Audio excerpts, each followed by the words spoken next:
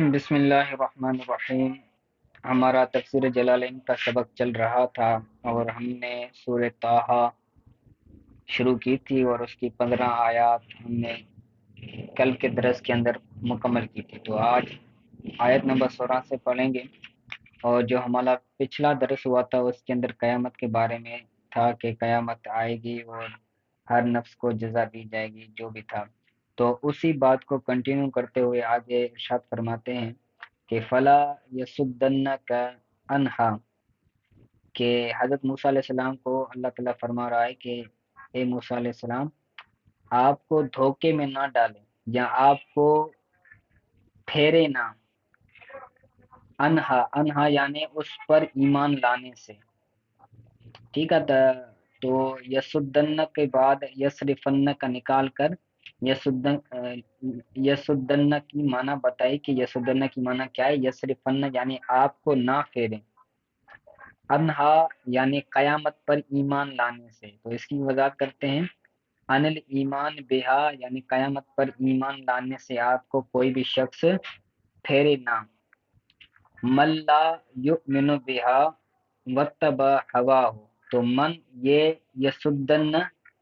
یہ فعل ہے یسدن، اور اس کا فاعل ہے من لا یؤمن بہا واتبع ہواہ، تو یہ معطوف اور معطوف علیہ ہوں گے، یعنی وہ بھی آپ کو نہ روکے نہ پھیرے، لا یؤمن بہا جو قیامت پر ایمان نہیں لاتا، اور وہ بھی آپ کو نہ روکے جو واتبع ہواہ جس نے اپنے خواہشات کی اتباع کی۔ تو فی انکارہا قیامت کے انکار میں، ہوا ہو یعنی قیامت کی انکار کے بارے میں جو انہوں نے اپنی خواہش کی اتباع کی، وہ بھی آپ کو قیامت پر ایمان لانے سے نہ روکے نہ ٹھہرائیں۔ فتردہ فتحلق ان تصدد عنہا، تو آپ ہلاک ہوں گے، فتردہ یعنی آپ ہلاک ہوں گے اگر آپ نے ان کی کہنے کی وجہ سے آپ نے اس پر ایمان لانے سے پھر گئے، قیامت پر ایمان لانے سے پھر گئے، ٹھیک ہے۔ اسی کی وجہ کہتے ہیں فتحلق کیونکہ یہ جگہ ہے، تو فتحلق تو آپ ہلاک ہوں گے ان تصدت عنہا اگر تو نے منہ پھیرا اس سے، یعنی قیامت پر ایمان لانے سے، ٹھیک ہے۔ آگے کہتے ہیں وما تلک بیمینک یا موسیٰ،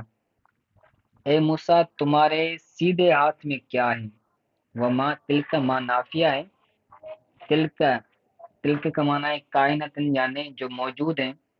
بے یمینک یا موسیٰ تمہارے سیدھے ہاتھ میں، جو تمہارے سیدھے ہاتھ میں ہے وہ کیا چیز ہے اے موسیٰ۔ تو یہاں پر جو استفہام ہے، ایک تو استفہام پوچھنے کے لیے کیا جاتا ہے کہ اگلے بندے کو معلوم نہیں ہوتا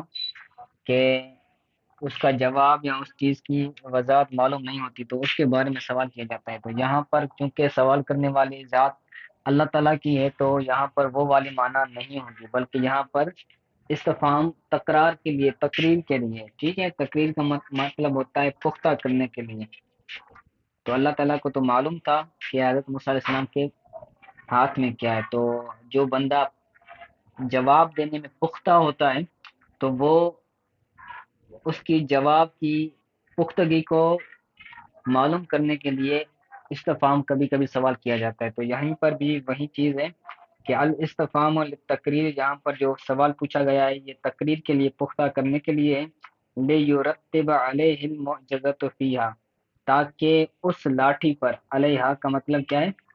جو چیز اس پر اس کے ہاتھ میں ہے، یعنی اس کے ہاتھ میں کیا تھی حضرت موسیٰ علیہ السلام کے ہاتھ میں، وہ عصا تھا، وہ لاٹھی تھی جس پر معجزات کیا ہوں گے، مرتب ہوں گے، تاکہ اس پر معجزات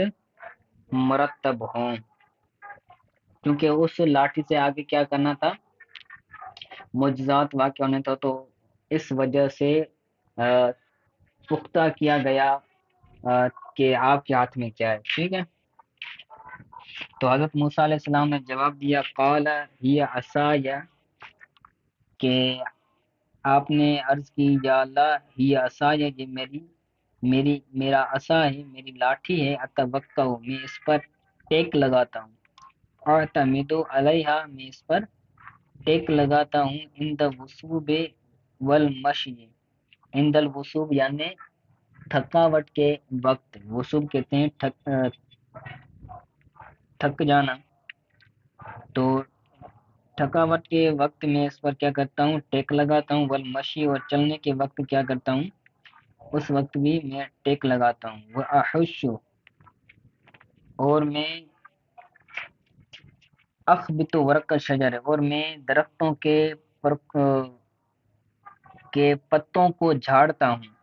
اختبط یعنی جھاڑنا، اختبط یہ معنی نکالیے احش کی، تو میں جھاڑتا ہوں درختوں کے پتوں کو، بہا اس لاٹھی سے، کیوں جھاڑتا ہوں، لیسقط تاکہ وہ درخت کے پتے گر جائیں، علی غنمی میری بکریوں پر، فتأکلہ تو وہ اسے کھاتی ہیں، اس درخت کے جو پتے ہیں ان کو میری بکریاں تأکلہ کھاتی ہیں، ولی فیہا معارب اور اس لاٹھی میں، فیہا یعنی اس لاٹھی میں میرے لیے، ولیہ میرے لیے اس لاٹھی میں اور بھی کئی معارب یعنی معاملات ہیں، اخرى دوسرے معاملات ہیں، تو جمع معروبۃ مثلثۃ الراء ای حوائج، تو یہ بیان کیا کہ یہ معروب کی جمع ہے معارب، معارب جمع ہے، اس کی واحد کیا ہے، معروب، معروبہ، مثلث الراء را پر تشدید کے ساتھ، اس کی معنی کیا ہے، حوائج، حوائج یعنی دوسری کوئی حاجتیں ہیں، ٹھیک ہے، ان میں سے کون کون سی حاجتیں، جیسے مثال دی کہ حمل الزاد، جیسے زاد راہ کو اٹھانا، وسقاء اور بکریوں کو پانی پلانا، وطرد الحواء اور حوائم، زاد فی الجواب بیان حاجتی، وطرد الحوام اور جو بکریوں کو تنگ کرتے ہیں، یعنی کوئی نقصان دینے والی چیزیں تو ان کو میں کیا کرتا ہوں، دور کرتا ہوں، ٹھیک ہے، یہاں پر یہ ان کا کلام مکمل ہوا، تو آگے مفسر بیان کرتے ہیں، زاد فی الجواب بیان حاجت ہی بہا، زاد فی الجواب بیان حاجت ہی، بیان حاجت ہی بہا، حضرت موسیٰ علیہ السلام نے اپنے جواب کے اندر زیادتی کی، زاد یعنی حضرت موسیٰ علیہ السلام نے زیادتی کی اپنے جواب میں اپنی حاجت کو بیان کرنے کے لیے، کیونکہ اللہ تعالیٰ نے صرف یہ سوال کیا تھا کہ تمہارے ہاتھ میں کیا ہے، تو حضرت موسیٰ علیہ السلام یہ کہہ سکتے تھے کہ میرے ہاتھ میں کیا ہے، لاٹھی ہے، بس سوال ہوتا، سوال کا جواب ہو جاتا، تو حضرت موسیٰ علیہ السلام نے اس سوال کے جواب میں زیادتی کیوں کی، تاکہ ان کی جو حاجات تھی ان حاجتوں کی کیا ہو جائے، بیان ہو جائے کہ ان کے ذریعے میں کیا کیا کرتا ہوں، پھر اللہ تعالیٰ نے فرمایا قال القھا یا موسیٰ، اللہ تعالیٰ نے فرمایا اے موسیٰ تم اس لاٹھی کو پھینک دے، فالقاها فاذا هي حیۃ، تو حضرت موسیٰ علیہ السلام نے اس لاٹھی کو پھینکا، فاذا هي حیۃ تو یہ اس وقت یہ ایک بڑا سانپ تھی، حیۃ ثعبان عظیم، تو یہ ایک بڑا سانپ تھا، تسعا جو نگل رہا تھا، تسعا یعنی جو چل رہا تھا جلدی سے چلنے کو کہتے ہیں تسعا، آگے اس کی وضاحت کر رہے ہیں، تمشی علی بطنہا سریعا، تو وہ اپنے پیٹ پر جلدی چل رہا تھا، کون، سانپ، کسرعت الثعبان الصغیر المسمى، کسرعت الثعبان الصغیر، چھوٹے سانپوں کی جلدی کی طرح، ایک جو بڑا سانپ ہوتا ہے وہ آہستہ چلتا ہے، ایک جو روٹین اس کی ہوتی ہے، اس کی جو عادت ہوتی ہے، وہ بڑا سانپ آہستہ چلتا ہے، کیونکہ وہ بڑا ہے، تو بڑا جب آہستہ چلے گا تو اس کا بھی یعنی وہ اس کی اسپیڈ اپنے حساب سے ہوگی، اور جو چھوٹا سانپ ہے تو اس کا جسم جو ہے وہ کم ہوتا ہے،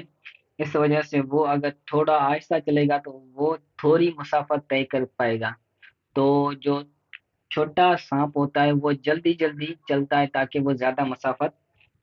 طے کر سکے، اور جو بڑا سانپ ہوتا ہے اس کا کیونکہ جسم بڑا ہوتا ہے تو وہ تھوڑی ہی اگر جسم کو ہلاتا ہے تو وہ زیادہ مسافت طے کر پاتا ہے۔ تو اسی کی وضاحت کی کہ کسرات صوبان صغیر، صغیر سانپ چھوٹے سانپ کے جلدی کرنے کی طرح، کہ جس طرح چھوٹا سانپ تیز چلتا ہے اسی طرح وہ بڑا سانپ کیا کر رہا تھا، اپنے پیٹ کے بل تیزی سے چل رہا تھا۔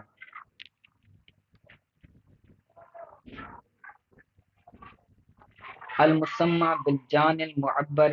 به فيها في آیت اخرى، تو اس جو سانپ کو تعبیر کیا گیا ہے بالجان، جان کے ساتھ بھی اس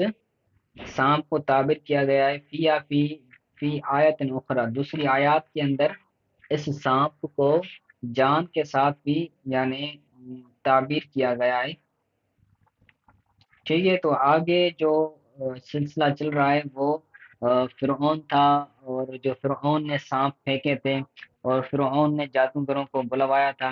اور یہ سارا سلسلہ جو ہوا تھا اس کا آگے سے ذکر ہو رہا ہے،